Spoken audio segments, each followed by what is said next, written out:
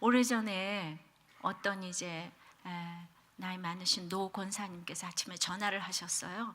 식구들이 불편해하니까 식구들이 없는 때 와가지고 자기 아들 병상에서 이제 와가지고 한번 예배를 좀 드려줬으면 좋겠다고. 그래서 제가 이제 받자마자 갔는데 마침 아무도 없어서 예배를 드리기 시작했는데 집에 들어간 식구들이 다시 다 와가지고 그냥 어쩔 수 없이 모든 식구들이 예배를 드리게 됐습니다. 그 자리에서 그 아드님께서는 워낙 혼수 상태가 돼가지고 전혀 얘기를 못 듣고 계셔서 그냥 어쩔 수 없이 모든 식구들, 모인 식구들 앞에서 그 식구들에게 복음을 전하게 됐어요. 그래서 다 끝나고 나서 환자분에게 그 복음 제시를 하고 영접하기를 제가 권했는데, 정말 혼수 상태에 계셨던 그분께서 저가 너무 놀랄 만큼 크게 외치면서 주님을 영접합니다 하고 영접을 하셨어요. 제가 막 너무 놀랐어요. 그 전율이 왔어요. 그러고는 돌아왔습니다. 제가 낮에 갔었는데 저녁에 돌아가셨어요. 제가 지금 그걸 잊지를 못합니다. 근데 그렇게 기적이라고 생각할 그 일을, 그렇게 교회를 다 다니고 있는데도 이 부인 집사님께서 영접한 것에 대한 기쁨이 하나도 없고 그냥 돌아가신 것만 계속 슬퍼하셔가지고 그 이후에도 예배를 드리러 가면은 막 방에서 나오지도 않으셨어요. 그 온 가족이 이런데 어떻게 그 아드님은 영접을 그렇게 하실 수가 있을까? 바로 이것은 그 할머니 권사님의 기도라고 생각을 합니다. 이 착한 아들이 세상적으로도 잘 나가는데 마지막에 갑자기 그냥 모든 예배를 거절하는 거예요. 그리고 그 모습을 보여주기 싫다고 자부도 거절하고 점점 아파가는데 모든 예배를 거절하니까 이 할머니가 너무 안타까운 나머지 자기의 평생의 쌈짓돈 이거를 그냥 모아가지고 그냥 교회로 막 땀을 흘리면서 걸어가서 헌금함에다 딱 넣고 뭘 해야 될지 모르시겠는 거예요. 그리고 이제 저에게 전화를 아침에 하신 거예요. 그 다음날. 그때 저는 목사가 아니었습니다. 어떻게 저한테 전화를 하셨는지 저도 정말 알 수가 없습니다. 그분이 굉장히 위치가 높은 분이었기 때문에. 그런데 그렇게 상상도 못할 일이 일어나서 그렇게 하고 저를 불렀는데 낮에 가서 영접하시고 저녁에 돌아가셨어요. 이 얼마나 기가 막힌 일입니까? 집안에 한 사람이 중심 잡고 있으면 이렇게 구원이 이루어진다고 이 할머니 권사님께서는 잘 나가는 식구들하고 소통이 안 되는 슬픔이 있었어요. 다 잘 나가니까 어떤 예수 얘기가 안 통하는 거예요. 하나님의 응답으로 모든 식구가 잘 나가는 게 축복인지 이렇게 예수 얘기가 안 통하는 게 이게 정말 이게 뭔지. 근데 그분이 나중에 이렇게 생각하셨다는 거, 이게 너무 사실은 감사하고 저도 똑같은 일을 당했잖아요. 근데 저는 이제 그 사건에서 주인공으로 우뚝 서가지고 사명을 감당하는데 그 똑같은 분은 남편의 죽음 앞에서 구원으로 동참을 못하고 구경꾼으로 구원에 동참하지 못하는 모습을 보았잖아요. 어마어마한 구원이 이루어졌는데 동참하지 못하는 거예요. 오늘 구경꾼에 대해서 생각을 좀 해보려고 합니다. 두 증인에게 하늘로 올라오라고 지금 간격적인 초대를 하셨는데, 첫째로 하늘로 올라가니 첫째로 원수가 두 증인의 승천을 지금 구경한다 그랬어요. 12절입니다. 시작. 하늘로부터 큰 음성이 있어 이리로 올라오라 함을 저희가 듣고 구름을 타고 하늘로 올라가니 저희 원수들도 구경하더라. 두 증인이 이제 사흘 반 만에 살아나가지고 하늘로부터 큰 음성을 듣습니다. 그것은 바로 하늘로 올라오라. 간격적인 초대를 받은 거예요. 지금까지 십자가에 못 박혀서 죽고 조롱을 당하고 근데 자기 발로 일어섰는데 그냥 하늘로부터 이제 올라오라는 큰 음성을 들었습니다.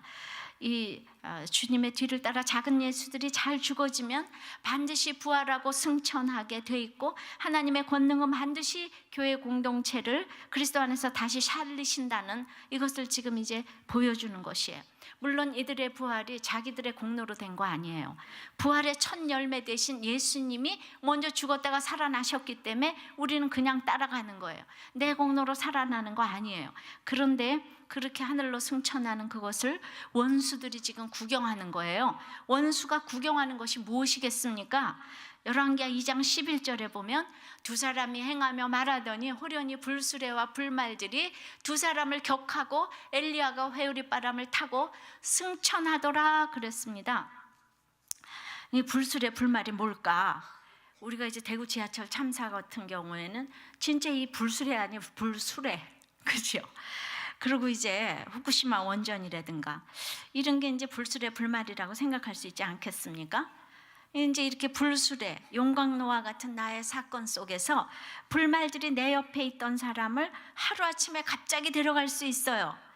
근데 사랑하는 중에 엘리야와 엘리사가 두 사람이 행하다가 한 사람을 딱 데려갔는데, 근데 이 사건 속에서 성경은 엘리야가 승천했다고 지금 표현을 하는 거예요. 그럼 승천했으니까 우리가 기뻐해야 됩니까? 슬퍼해야 됩니까? 예. 근데 기뻐해야 되지만은 그 12절 보니까 엘리사도 나의 아버지 이스라엘의 병거와 마병이여 그러면서 옷을 찢었다고 그랬어요. 그러니까 사랑하는 사람 데려가면요 일단 슬프죠. 데려가시는 거 슬퍼요. 그러나 이제 그 다음에 해석을 잘해야 되잖아요. 예. 원수들은 구경을 하는데 주인공은 이제 하늘 올라갑니다. 예. 저도 남편 세상 떠나는 것이 뭐 그렇게 기쁘겠습니까? 제가 남편 떠난 간증을 어떤 집회에서 하고 나서 어떤 분이 저한테 상담을 하겠다고 그래서 막 이제 은혜스러운 끝에 상담을 하는데 이분이 이런 상담을 하는 거예요. 어디 내놔도 빠질 것 없는 자기 아들이 아버지 없는 집안의 딸과 지금 결혼하려고 그래서 자기가 지금 반대를 하고 있다는 거예요. 예. 그래서 제 간증을 듣고 제 앞에서 그런 말씀 하시는 거예요. 사람들은 자기가 무슨 말을 하는지 진짜 모르는 것 같아요. 그래서 교회에서도 아무 생각이 없이 이런 얘기를 하기 때문에 교회를 떠나는 거예요. 내가 무슨 말을 해서 저가 떠나는가 이것도 몰라요. 그러니까 이제 이런 얘기 들으면 이제 기분이 확 나쁘잖아요, 그죠? 내가 이제 남편 천국 가서 지금 기쁘다고 지금 그 간증하고 있는데, 그러니까 제가 믿음이 없으면 제가 그 남편 떠난 거 뭐 그렇게 기뻐서 방방곡곡에 간증을 하고 다니겠습니까? 그러니까 하나님의 해석이 들려서 구름 속에 있다는 것을 알게 됐기 때문이죠. 그래서 죽음에서도 구름 타고 올라가는 삶을 간증할 수가 있는 거예요. 그러니까 복음을 전하면 이 세상은 다 원수처럼 여기잖아요. 광신이라고 그러고. 그러니까 내 원수들이 복음 전하는 나를 조롱하고 있는데, 야 그렇게 살더니 꼴 좋다, 이제는 과부까지 되었구나, 이럴 거 아니겠어요? 얼마나 과부가 사람들이 무시하는 겁니까? 어떤 사람은 남편이 죽었는데 재혼을 했는데 그 남편도 또 죽었대요. 근데 양쪽에서 딸이 있는 거예요. 그냥 엄마가 그냥 교회를 다니는데 그걸 비밀로 하고 사는 거예요. 그냥 무슨 큰 죄진 것처럼. 뭐 과부가 죄입니까? 예. 그래가지고 우리는 그렇게 그냥 그 창피한 게 많고 그 하늘로 올라가는 사건 속에서 이렇게 구경꾼이 되어서 실체를 보지 못할 때가 참 많이 있어요. 남편이 문자적으로 구름 타고 천국에 갔고 나 또한 이 세상에서 과부가 되었다고 슬퍼하지 아니하고 죽음 앞에서 하늘로 올라가는 간증을 하니까 원수가 간담이 서늘해서 구경을 할 수밖에 없는 것입니다. 그러니까 저는 그렇다고 여러분들 보고 그렇게 과부가 어쩌고 저쩌고 뭐 이런 얘기를 하지 않았으면 좋겠지만은 과부들은 또 과부지 뭐라고 부르겠어요. 그런 것 때문에 상처 좀 받지 말아요. 과부라 그랬다고 교회 나가는 건 뭐예요? 과부라 그러지 뭐라 불러요 그럼? 에? 과부 주제, 그럼 과부 주제지 무슨 주제예요? 그러니까 이제 그런 얘기를 하면 다 기분이 나빠서 돌아가시려고 그러는데 다 자기를 잘 인식하시기 바랍니다. 가난뱅이 주제, 그럼 내가 가난한 걸 뭐라고 부릅니까? 예. 앞으로 부자가 될 사람 이렇게 부르면 됩니까? 예. 그러니까 우리가 좀 이제 이렇게 다 좀 자유하자고요. 예. 그래가지고 이제 그렇게 내가 이제 천국 가는 이 얘기를 하니까 다 원수들이 구경합니다. 사망아 너희 쏘는 것이 어디 있느냐. 고린도전서 15장에 그 말씀이 있지만은 저는 사망에 쏘이지 않았어요. 이 세상 사람이 가장 무서워하는 것이 죽음인데 죽음을 겪어본 것이 얼마나 사명을 감당하는데 도움이 되는지 모르겠습니다. 죽음 앞에서 구름 타고 하늘로 올라가는 간증을 하는 것이 지금 이제 원수가 구경을 한다고 그랬어요. 그렇게 구경꾼으로 있으면 평생 올라가지 못합니다. 조금 더 자세히 사도행전 1장 9절에서 11절 말씀 보겠습니다. 이 말씀을 마치시고 저희 보는 데서 올리워 가시니 구름이 저를 가리워 보이지 않게 하더라. 올라가실 때 제자들이 자세히 하늘을 쳐다보고 있는데 흰옷 입은 두 사람이 저희 곁에 서서 가로되 갈릴리 사람들아 어찌하여 서서 하늘을 쳐다보느냐, 너희 가운데 하늘로 오신 이 예수는 하늘로 가심을 본 그대로 오시리라 하였느니라. 그러니까 지금 자세히 예수님이 승천하신 거를 바라보고 있는데 구름 속에 가려져 버렸어요. 제자들이 막 자세히 쳐다보고 있으니까 지금 천사들이 어찌하여 쳐다보느냐 그러니까 이건 칭찬하는 겁니까? 욕하는 겁니까? 예? 칭찬하는 거에 뭐예요? 너희들 그렇게 쳐다보면 안 된다는 뜻이죠. 그러니까 이제 예수님은 이제 가셨어요. 십자가에 못 박혀서 있다가 이제 가셨어요. 가시니까 이제 하늘만 또 쳐다보고 싶은 거예요. 그동안의 삶은 생각하지 아니하고, 그러니까 예수님은 사마리아와 땅끝까지 증인이 되라 이 명령을 하시고, 그리고 이제 승천을 하셨는데, 너희가 앞으로 누릴 영광은 지금 승천의 영광과 나중에 재림의 영광과는 비교할 수가 없는 거예요. 그러니까 지금 이제 허다한 증인들이 하나님의 영광을 찬양하는 그 재림의 영광을 볼 것인데, 지금 뭘 보겠다고 그렇게 보느냐? 너희는 천국의 지금 지점의 영광을 맛보았지만 이제 본점의 영광을 맛볼 것이다. 근데 뭘 그렇게 보냐? 그러니까 여기서 이게 구경, 제자들이 아직 성령, 그 오순절 성령 강림이 안 돼서 육적인 것만 생각하는 거예요. 그러니까 누가 지금 간증을 했는데 간증의 주체이신 하나님을 보지 아니하고 현상만 보는 거예요. 그러니까 지금 내가 완전히 서울대학 갔어, 저 붙었어, 병이 났어, 이 얘기를 하니까 눈이 동그래져가지고 그걸 지금 쳐다보는 거예요. 그러니까 나도 지금 저렇게 믿으면 그럼 가겠구나, 저렇게 믿으면 병이 낫겠구나, 이렇게 자세히 쳐다보니까 주님이 뭘 봐? 이러는 거죠 지금. 그래서 진짜 중요한 걸 봐야지. 여전한 방식으로 생활 예배 잘 드리고 본질이신 말씀과 이 믿음에 그 창념을 해야지. 그러니까 그러니까 제 간증을 듣고도 아유 그냥 내가 그냥 애비 없는 딸이라서 지금 반대를 했다고 이 얘기를 내 앞에서 하고 있잖아요. 나는 아주 하나님처럼 생각하고 얘기를 하는가 봐요. 하나님처럼 생각하면 제가 또 하나님이 돼야지 어떻게 하겠습니까? 그런 것 때문에 상처 안 받아야죠. 그러니까 매일 매달려서 보이는 현상에 날마다 놀라고 분석하고 쳐다보고 매달리는 게 많아요. 너무 열심히 살아도 이런 사람은 구경꾼밖에 안 되는 것입니다. 네. 그래서 불술의 불말 속에서 구름 타고 올라가는 사람이 있는가 하면 음부로 내려가는 사람이 있고, 정말 내려가기 전에 이렇게 구경하는 사람이 있는 거예요. 자, 이렇게 나는 올라가는 증인인지 구경꾼인지. 근데 이제 여기서 생각을 해볼 적에 딴 사람들이 구경꾼이라서 나 믿는 거를 막 이렇게 정말 조롱하고 그런 부분이 있지만은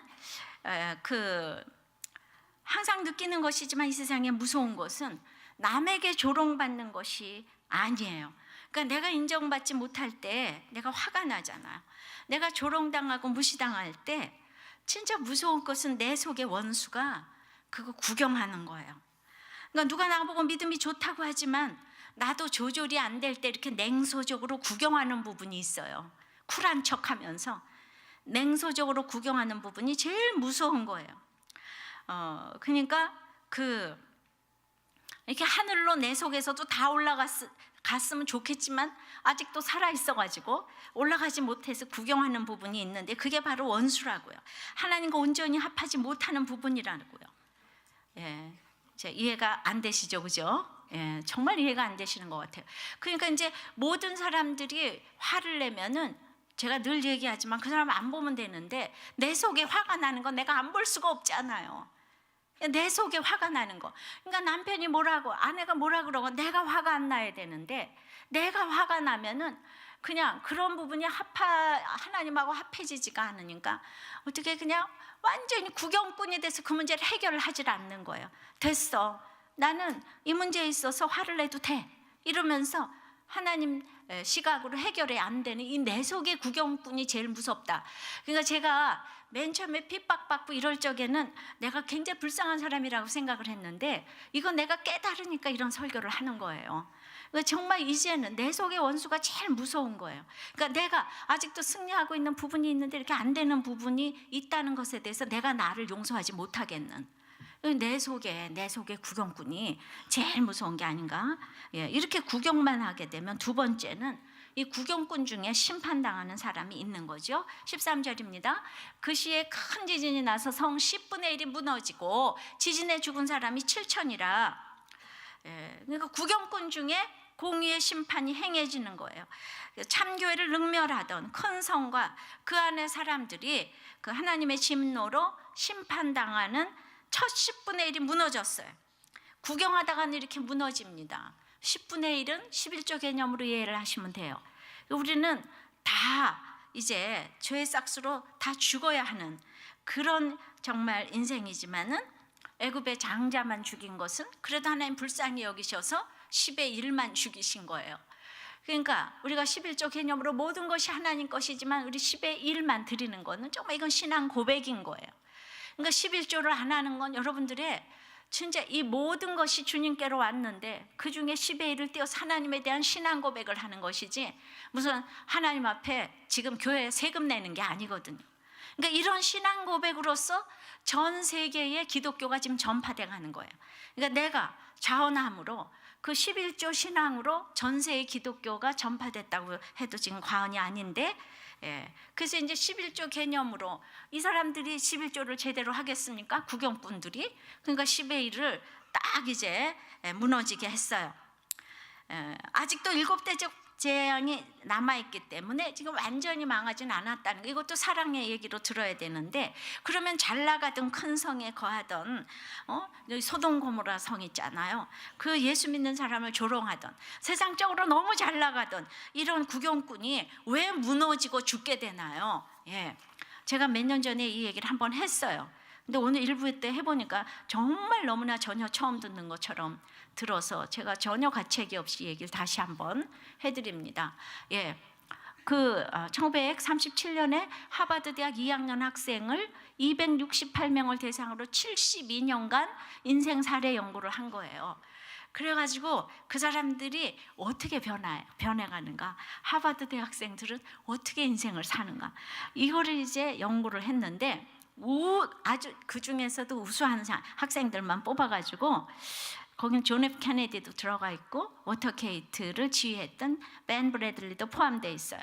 그러니까 하버드의 수재고 아버지는 부유한 의사고 엄마는 유명한 예술가고 정서적으로도 안정이 돼 있고 경제적으로도 안정이 돼 있고 머리도 좋고 EQ도 좋고 이제 IQ도 좋고 다 좋은 아이들을 했는데 갑자기 31살에 부모와 세상의 적대감을 드러내기 시작하면서 그냥 갑자기 마약을 하더니 어느 날 갑자기 죽었어요.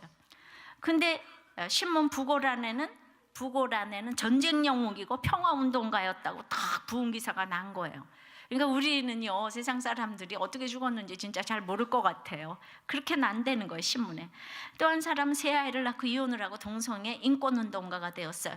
어떤 사람은 삶에 남은 것이 없다고 술에 빠져 살다가 64살에 계단에서 떨어져서 죽었다고 하는 거예요. 그러니까 중요한 거는 하버드의 그 268명 중에서 3분의 1이 엘리트라는 껍데기 아래서 다 정신질환을 앓았다는 것입니다.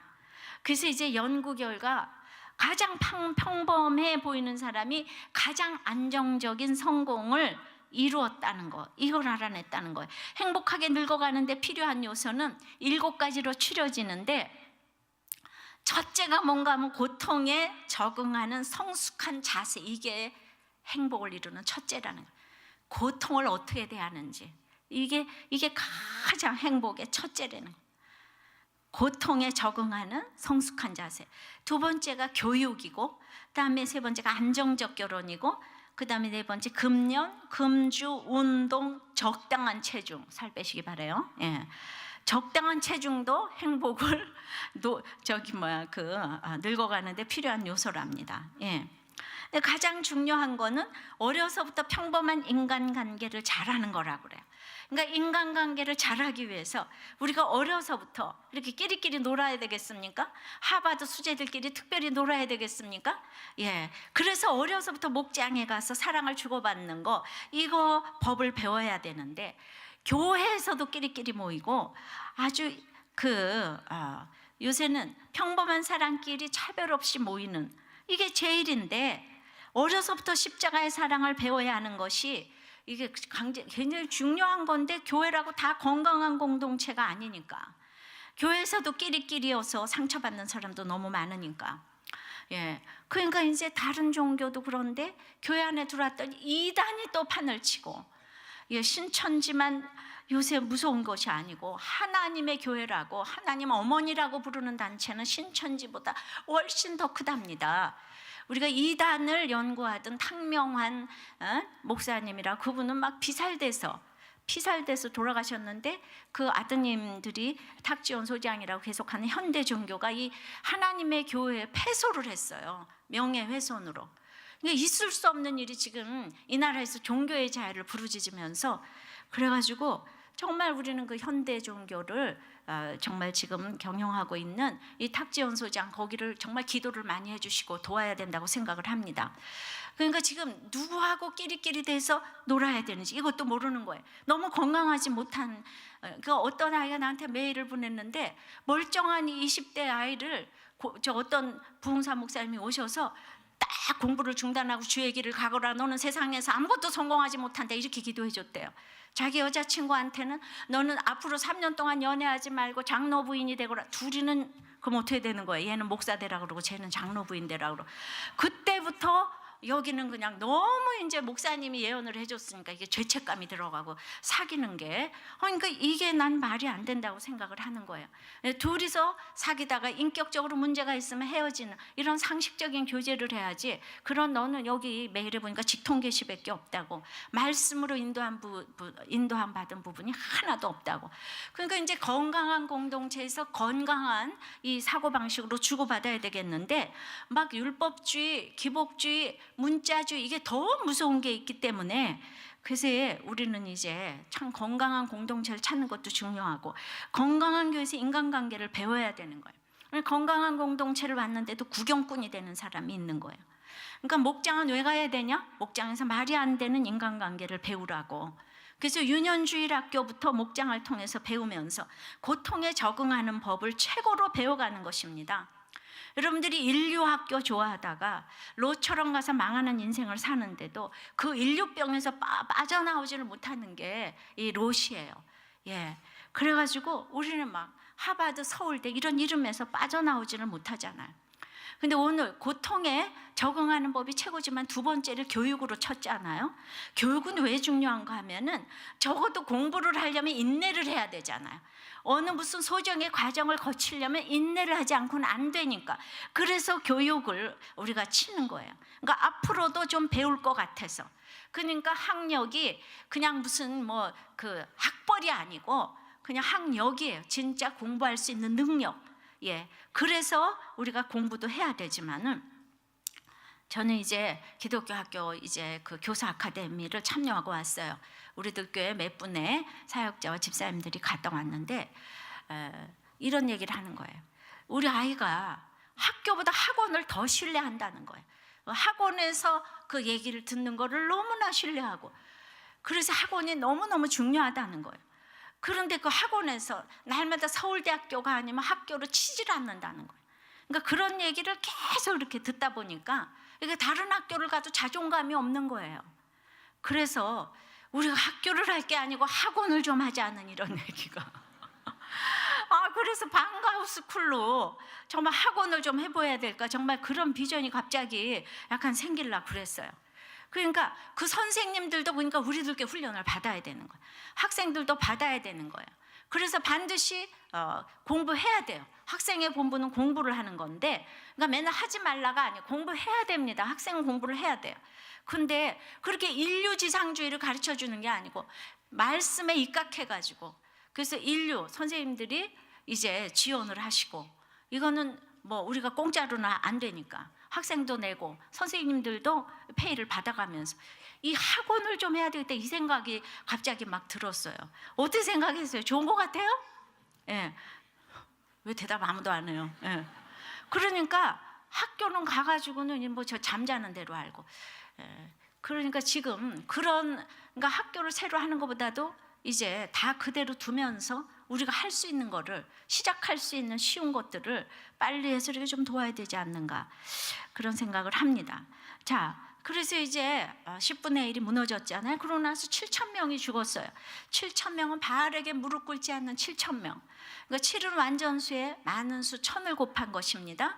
근데 이제 재미있는 것이 있는데 그 엘리야 시대에 무릎 꿇지 않는 7,000명이 남았다 그랬거든요. 무릎 꿇지 않는 7,000명이 남은 자라 그랬거든요. 근데 이 계시록 11장에서는 7,000명이 죽었다 그랬어요. 그럼 어디가 더 무서운 거예요? 엘리야 구약 시대가 무서워요? 지금 계시록 시대가 무서워요? 예?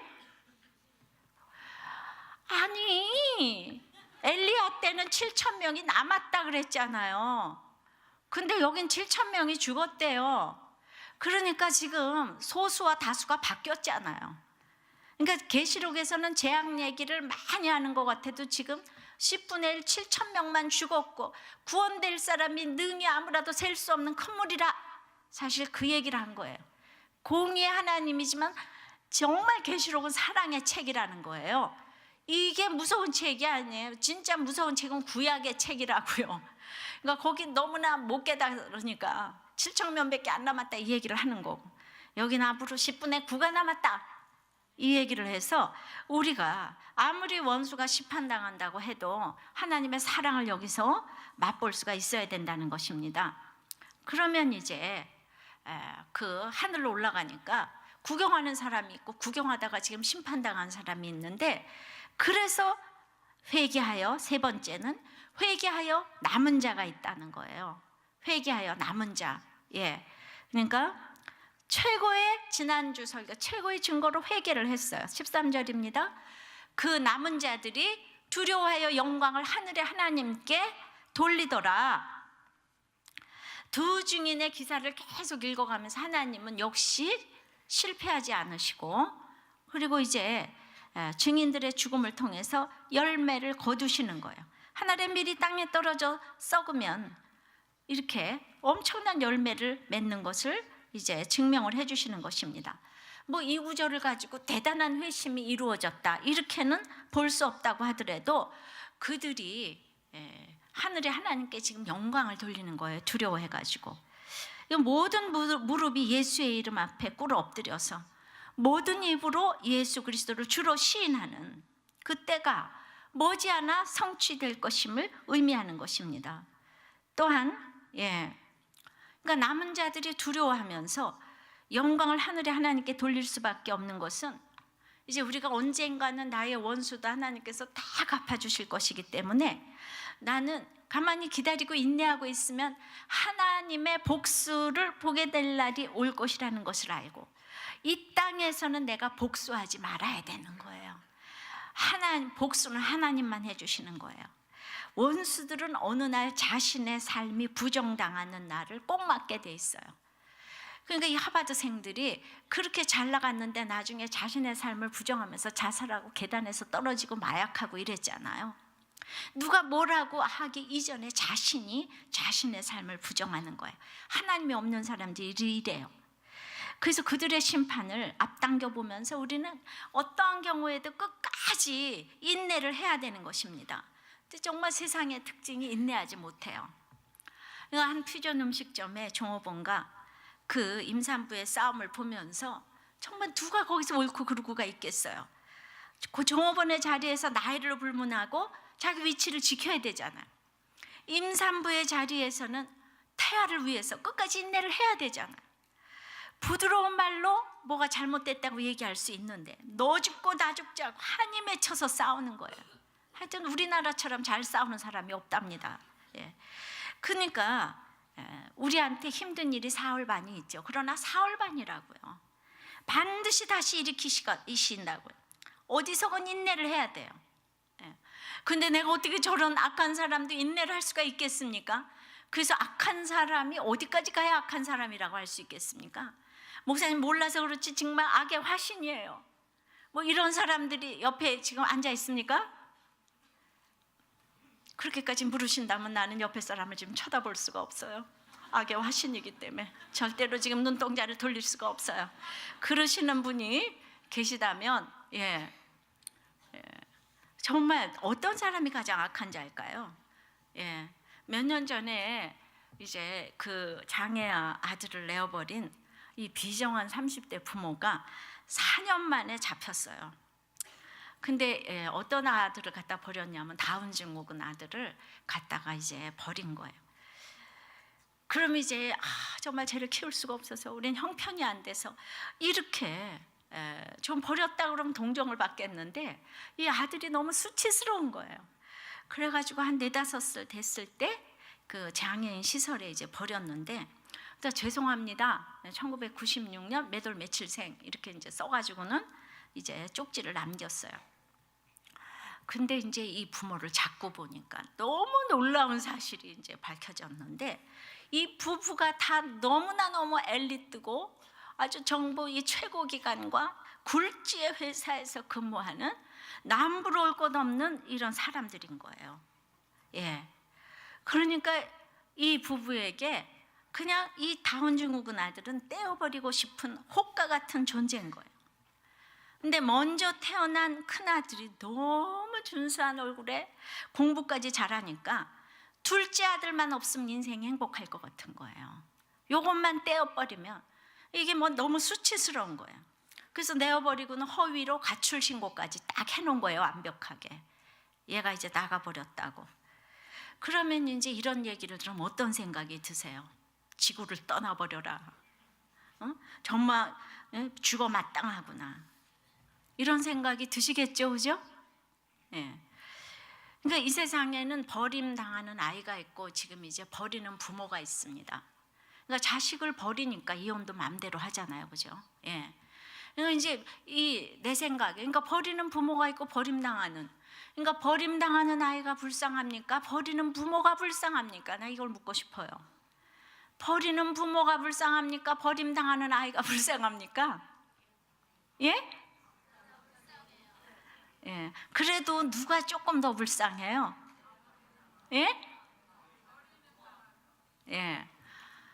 그래도 아무 죄 없이 버림당하는 사람 하나님 전적으로 좀 지켜주시지 않을까요?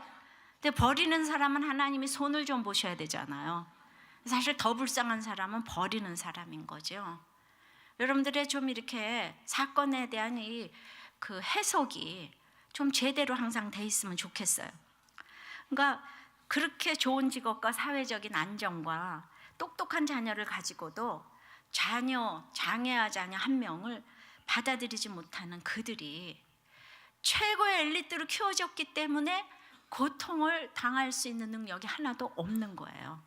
이 고통을 어떻게 성숙하게 반응하는가, 이게 최고의 행복인데 근본적으로 어렸을 때부터 최고로만 자랐기 때문에 최고의 그룹에서 최고로 이렇게 자라게 되면 이렇게 하는 게 그들 둘이 부부가 똑같으니까 이랬죠, 그죠? 부부가 똑같아요. 똑같은 사람들끼리 만나요. 오늘 이렇게 당신은 그거밖에 안 된다고 그러는데 남편 부부 똑같아요. 똑같으니까 사는 거예요. 누굴 손가락질해요? 그녀가 나예요. 내가 그 남이고. 똑같아. 우리는 똑같아.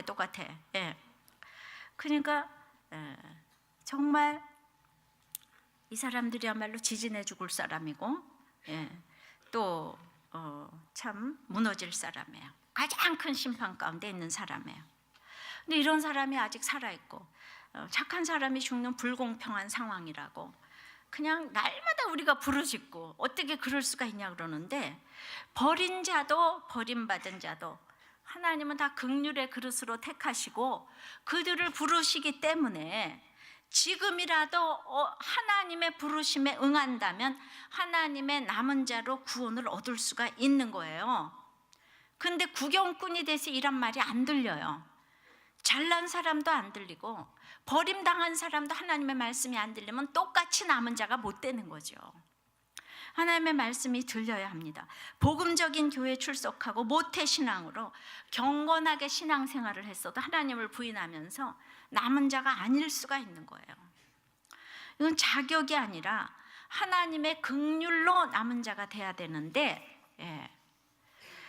그러니까 이제 어떻게 하면은 이렇게 남은 자가 될 수가 있을까? 우리가 9장 20절 21절에도 보면 황충의 재앙에서 남은 자가 있어요. 근데 그 남은 자는 절대로 돌아오지 않았어요. 20장 21절 다시 한번 읽어볼까요?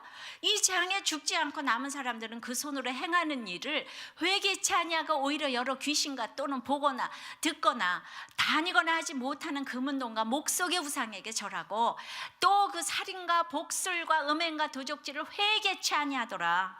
그러니까 이 9장에서는 그 재앙에도 회개치 아니했는데 11장에는 그냥 이 두 증인의 죽음으로 하늘의 영광을 보고 회개했잖아요. 무슨 차이가 있죠? 9장과 11장에 무슨 차이가 있죠? 예? 아니 여기는 회개를 했고 여기는 회개를 했고 거기는 회개를 하지 않았대요. 그러면 그 무슨 차이가 있냐고요? 그러니까 사람은 재앙으로는 안 변한다고. 그러니까 이 10장 11장의 작은 책의 권세, 말씀으로만 변한다고, 복음으로만 회개한다고. 그러니까 두 증인이 증거하고 죽었던 이 사람들이 회개한 거예요. 계시록에서 회개했다는 얘기는 여기밖에 없어요. 그러니까 우리가 정말 그 재앙으로는 안 변하고 말씀으로만 두 주인의 복음 증거로 전도에 미련한 것으로 우리가 복음을 받아들이는 거예요. 전도가 참 미련한 거예요. 그러니까 두 증인의 삶의 목적은 이 세상에서 죽고 부활함을 통해서 이 세상이 주께로 돌아오는 거, 바로 그것이 삶의 목적인 거예요. 그러니까 십자가에서 죽는 삶을 증인에게 허락하시는 거예요. 근데 남은 자를 위해서 그 구원받지 못한 자는 그냥 남은 자 반열에 들어가야 되겠는데, 이 세상에서 가장 불쌍한 자는 구원받지 못한 자인데, 구원받지 못한 자가 가장 하나님의 마음을 아프게 하는 자인 거예요. 그 오스왈드 챔버스가 얘기를 했어요. 제가 날마다 죄 얘기를 하지만은 기독교를 문어다리처럼 휘감고 있는 무서운 교리가 있는데, 그것은 모든 물리적인 세계를 죄악으로 본다는 거예요.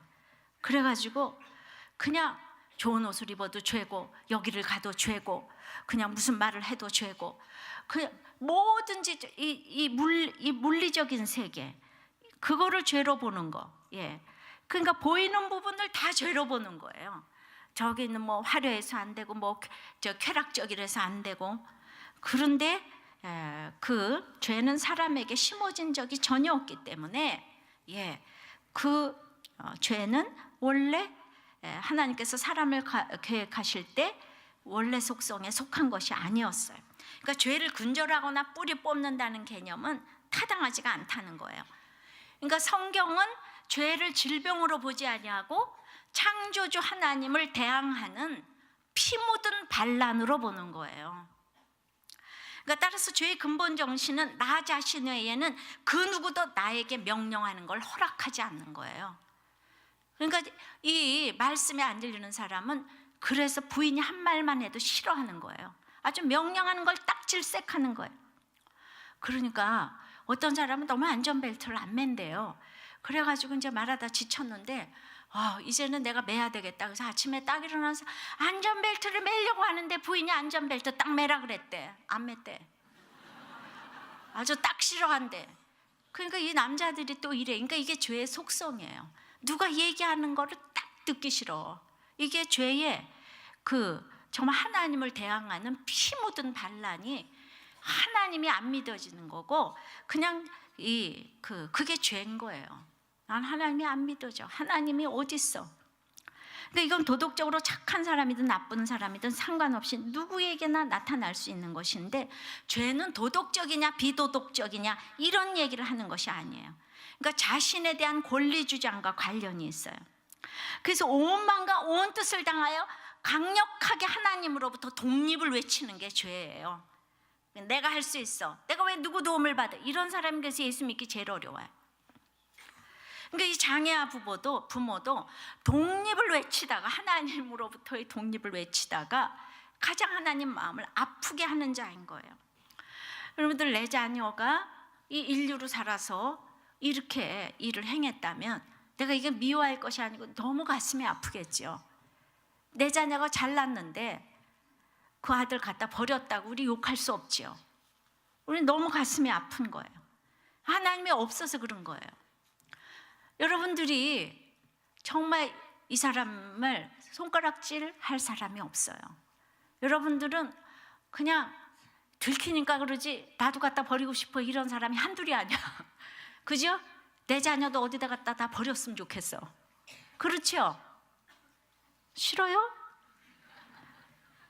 그러니까 저 혹만 없으면 내가 살 것 같은데, 아니 잘난 아들 말고 혹, 네, 이런다고요. 이 사람들은 행함으로 옮겼어요. 근데 이제 그게 나을 수 있다고 생각을 해야지 되는데, 그러니까 우리가 이제 탈북자를 북송시키는 것은 죽음으로 내모는 거잖아요. 근데 그것을 중국이 보내고 있다는 것은 그 안보리 국가잖아요. 전 세계 평화를 책임지는 안보리 국가인 이 중국이 그렇게 죽음으로 내몰고 있어요. 그러니까 이 세계가 얼마나 하나님을 대항하는 피 묻은 반란을 하는 것인지 이거 알아야 돼요. 하나님은 다 보고 계실 것이에요. 또 안보리 국가의 최대 국가인 기독교 국가 미국이 또 가만히 있지 않아. 그러니까 이 계시록의 로마에서 행해지는 일들이 지금도 계속해서 이루어지는데, 김일성, 김정일을 통해서 이루어지는 북한은 핵 하나 들고 죽여봐 이러고 있는 거예요. 지금 핵 하나 들고 쳐들어보고 우리는 핵 터트린다. 그래서 온 세계가 지금 꼼짝도 못하고 있어요. 로마가 지금 따로 없어요. 그러니까 이거를 맞대고 연구를 해야 되겠는데, 서로 당리당략에 의거해서, 그렇게 의거해서 연구할 일이 아니라 그거는 너무 틀렸으니까 기독교 국가인 미국은 분연히 일어나야 되는 거죠. 그죠? 세계 평화를 위해서 안보리 국가를 이렇게 정했으면 세계 평화를 위해서 그들이 노력을 해야 되는데, 그냥 자국의 이익 때문에 막 오죽하면 거기서 탈출을 해서 그렇게 나오겠어요? 그걸 도로 들여보내는 나라가 어디 있어요? 도와주지는 못할 망정 나온 거를 보내지는 말아야 되잖아요. 그러니까 이 세상이 피 묻은 반란을 지금 하나님께 다 하고 있는 거예요. 할 수 있는 회개를 통해서 우리의 가정이 살아난다면 이제는 사회 구원으로 초점을 맞추어서 기도를 또 해야 된다고 생각해요. 우린 가정이 너무 힘들어서 거기까지는 우리가 갈 겨를이 못 된다고 그러지만, 이제 갈 겨를이 된 분들은 정말 나라를 위해서, 사회를 위해서 기도를 해야 된다고 생각합니다. 그런데 이제 항상 그 원수가, 지금 이제 두 증인이 성도가 승리를 하니까 원수가 두려워해서 하나님께 영광을 돌렸잖아요. 그러니까 성도의 승리가 원수의 두려움과 재앙이 되는 것을 보는데, 사실 북한보다 무서운 것이 다시 말하면 내 속의 원수라고요. 그러니까 택한 자는 한쪽에서 하늘로 올라가니까, 그러니까 한쪽에서는 승리하는 게 있어요. 승리하는 게 있는데 한쪽에서는 너무나 두려워서 이제 이 구경하는 부분이 있다 그랬잖아요. 구경하는 부분이 승리하는 부분을 보고 두려워서 자꾸 두렵고 떨림으로 하나님께 영광을 돌리게 돼 있어요. 이게 무슨 말인가 하면은, 그러니까 남들이 뭐라 그래도 옛날에는 남들을 욕하면서 우리 스트레스를 풀잖아요. 저것이 하도 못됐으니까. 남들이 다 욕해 주니까, 그거는 이제 남한테 욕을 돌리면 돼요. 근데 이 두 증인처럼 사명을 감당하고 살면은 내 상대방이 욕하고 난리를 치고 하는 것에 대해서, 내가 속상하고 화나는 거에 대해서 내가 이제 너무나 그게 이제 내 자신을 용서할 수 없는 지경에 이르르는 거죠. 나는 이렇게 나가서 복음을 전하는 사람인데 한쪽에서는 내가 막 무시받아서 조롱당해서 이 속상한 부분이 해결이 안 되는 거. 어떻게 내가 내 위치에서 해결이 안 될 수가 있냐고요. 그러니까 그 해결이 안 될, 그러니까 남들이 욕하는 것보다 내 속에서 해결이 안 되는 것이 이게 내 속의 구경꾼이라 그랬잖아요. 그런데 그 구경꾼이 가만히 잠자고 있는 게 아니고, 안 믿는 사람은 구경하다가 심판받아서 죽겠지만은, 나는 한쪽에서 자꾸 승리를 하게 되니까 한쪽에서 그걸 보고 두려워가지고 또 달라져 가더라고요. 성도의 견인이라고 그러는 거예요. 그러니까 여러분들은 이제 다른 사람이 간증할 때 굉장히 그 도전을 받잖아요. 그래서 달라져가고 하나님께 영광을 돌리잖아요. 그게 간증이 필요해요. 그런데 이제 거기 더 나가서 내 속에서도 내가 간증을 할 때 두려워 떠는 내 속의 부분이 있어요. 나는 이렇게까지 간증을 하고 이렇게 살아서 되겠어? 이런 마음이 들어가니까 성도의 승리로 원수가 이제 그렇게 두려워하면서 하나님께 영광을 돌리는데, 항상 모든 문제는 남한테 있는 게 아니고 나한테 있다는 거예요. 나한테 초점이 있다는 거예요. 그러니까 장애우 그 부모를 내가 욕할 것이 하나도 없는 게, 인류로 자라서 고통을 직면해 본 적이 없기 때문에 그 사람들이 더군다나 말씀이 없는데 얼마든지 그럴 수 있다는 걸 인정을 해야 된다고요. 그래서 불쌍히 여기고 그들을 전도하고 주님께로 인도하는 그 일을 못한 내가 회개를 해야 되는 거지. 그러니까 그 집의 부모라면은 내가 정말 예수를 안 가르치고 복음을 안 가르쳤기 때문에 저렇게 했구나, 내가 회개를 해야 되지. 자고로 문제아는 없고 문제 부모밖에 없다고 그랬는데, 어떤 것도 내가 예수를 안 가르치고 말씀을 넣어주지 못한 내가 회개를 해야 되고, 그리고 이제 그런 죄를 가장 심하게 짓는 사람들이 가장 불쌍한 사람들이라는 거. 뭔가 이렇게, 그렇지만 당한 사람도 예수 안 믿으면 똑같은 죄인인 거죠, 그죠? 그러나 당한 사람은 이게 그냥 근본적으로 이렇게 낮은 마음이 되기 쉽기 때문에 그래도 주님께 돌아오기가 쉬워요. 그러니까 금은동 목석에게 절하는 사람들, 이게 모든 게 너무나 금그릇으로 갖춰져 있는 사람들은 뚫고 들어가기가 어렵기 때문에 정말 금그릇은 불쌍한 사람들인 거예요. 그러니까 정말 두렵고 떨림으로 빌립보서의 구원을 이루어가라는 말이 맞는 거예요. 택한 사람은 그래서 언제나 두려워하는 것이 맞아요. 내가 하나님 뜻대로 살지 못해서 늘 두려워해야 되는 게 맞는 거예요. 이해되십니까? 오늘 구경꾼에 대해서 얘기를 했어요. 구경꾼은 정말 성도가 천국에를 가도 구경만 하고 있고, 구경하다가만은 심판을 당하고, 그러나 그 중에서도 회개하여 남은 자가 있다고. 내 속에 이 구경꾼이 제일 무서운 것이라고 말씀 맺습니다. 그러니까 똑같은 얘기예요. 우리는 이제 세상에 나를 버림받은 자로 여길지라도 하나님의 남은 자가 되어 구원의 부요함을 누려야 되는데, 하늘로 올라가니까 원수가 두 중인의 승천을 지금 구경해요. 구경하다 심판당합니다. 회개하여 남은 자가 있어요. 이제 참으로 우리가 구경꾼에서 주인공이 되는 삶을 살게 해달라고 찬송하고 기도합니다. 우리 말씀을 생각하시면서 함께 찬양하도록 하겠습니다. 내 눈 주의 영광을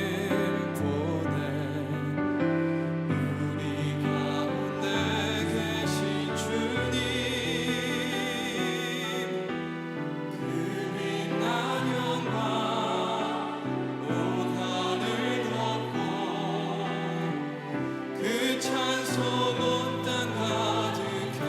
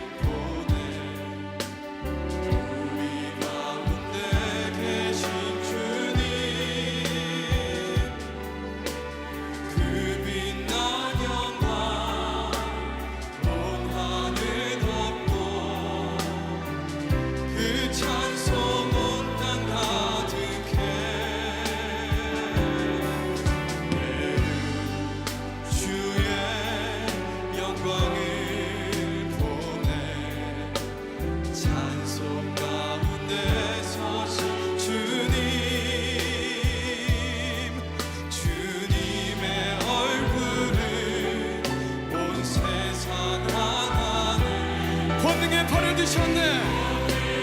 벌을 드셨네. 주의 영광 이곳에 가득해.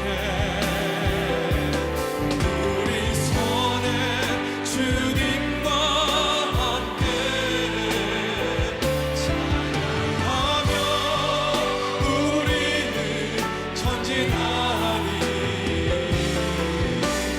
모든 열방 주볼 때 하늘 아버지 우리를 새롭게 하여 주시옵소서. 하늘 아버지 우리 새롭게 하사 열방 중에서 주를 섬기게 하소서. 모든 나라 일어나 찬송 부르며 영광의 주님을 노래하소서. 주의 영광 이곳에 가득해. 우리 손에 주님과 함께 찬양하며 우리는 전진하리. 모든 열방 주볼 때까지. 올라가는 모습을 보고 주인공인 사람이 있고 구경꾼인 사람이 있다고 그랬어요. 난 올라가는 증인인지 구경꾼인지, 구경하다가 우리 심판당해요. 그래도 아직 10분의 1이라고 합니다. 7,000명만 죽는다고 합니다. 우리 다 여기 회개해서 남은 자가 되기를 기도하십시다. 아멘. 오늘 특별히 북성교포를 위해서 기도합시다. 이것이 내 일이 아닌 것이 아니에요. 우리가 당할 일을 그들이 당하고 있습니다. 우리는 장애우 이 부모처럼 우리의 수준 높은 삶을 위하여 이 갖다 버리는 것이 너무나 많아요. 정말 조금도 인내하지 못합니다. 정말 우리가 받을 형벌이 더 크다는 생각을 하면서 이게 내 일로 여기고 기도 안 하는 죄를 정말 회개하기를 바라고, 정말 내 일로 여기고 기도하시는 여러분들 되시길 바랍니다. 다 같이 기도하겠습니다. 갈대를 가지고 청량하고 십자가에 못 박아 죽었던 두 증인이 오늘 부활 승천하는 모습을 보았습니다. 우리도 앞으로 그렇게 될 날을 생각하면서 기대하고 감격하고 기다립니다. 그러나 오늘 두 증인의 모습, 승천의 모습을 보고 정말 원수가 구경을 한다고 했습니다. 주님, 이렇게 내가 되었다함이 없어서 아버지 하나님 승리하는 부분이 있지만은 딴 사람을 제치고서라도 아직도 내 속에 이런 구경하는 부분이 있음을 참으로 애통하게 생각을 합니다. 어떤 일이 온다고 할지라도 내가 해결이 되면 어떤 문제도 생기지 않을 터인데 예수를 믿는다고 하면서도 이렇게 구경하다가 심판당하는 부분이 있습니다. 그래서 우리가 괴로워서 죽으려고 합니다. 내가 믿어도 왜 이거밖에 안 되는가 생각을 하면서, 그러나 오늘 7,000명이 이제 죽었고 10분의 1만 죽었기 때문에 남은 부분이 많다고 합니다. 나는 내 속에 아버지 심판당해야 될 부분이 있지만은 아직도 남은 부분이 많이 있다고 하오니 주여 불쌍히 여겨 주시고 긍휼히 여겨 주시옵시고 이제 정말 하나님 앞에 합한 사람으로서 정말 온전히 살고 싶은데 내가 인정하고 싶지 않은 이런 나의 감정들이 생길 때는 참 저도 당황이 됩니다. 그래서 이렇게 말씀을 전하고 한쪽에서 승리하는 것 같지만은 정말 제가 제 자신에 대해서 이렇게 절망할 이때가 있는 것에 대해서 아버지 하나님, 내 속에 그 원수가 정말 온전히 심판을 당하여서 참으로 하나님의 사람으로만 승천하는, 하늘로 올라가는 나의 전 부분이 되기를 소원합니다. 우리가 그렇게 살기를 원합니다. 정말 내 속에 원수가 가장 무섭다는 것을 알고 상대방에게 손가락을 돌리지 말고 상대방을 정죄하지 말고 아버지, 내가 해결할 수 있도록 주여 은혜 위에 은혜를 내려 주시옵소서. 아멘. 하늘로 올라오라 초청을 듣고 이 감격적인 초대에 응해서 전부 다 하늘로 올라가는 우리가 되며 구경꾼이 되지 아니하고 주인공이 될 수 있도록, 천국의 주인공이 될 수 있도록 주여 우리를 다 인도하여 주시옵소서. 아멘. 우리의 사랑하는 북성교포를 위해서 기도하오니 아버지 하나님 불쌍히 여겨 주시옵시고 어느 때까지 일이니까 아버지 너무나도 오랫동안 고생을 하고 이 세상에 저런 나라가 없을 정도로 우리 북한이 전대미문에 아버지 하나님 엄마보다도 더한 그 나라로 우리의 조국이 그렇게 자리매김하고 있습니다. 주여 불쌍히 여겨 주시옵시고 우리가 받을 형벌이 더 크다는 걸 알게 도와주시옵시고 기도 쉬는 죄를 범치 않게 도와주시옵소서. 우리 남북한 다 불쌍히 여겨 주시옵소서. 불쌍히 여겨 주시옵소서. 불쌍히 여겨 주시옵소서. 예수님 이름으로 기도하옵나이다. 아멘.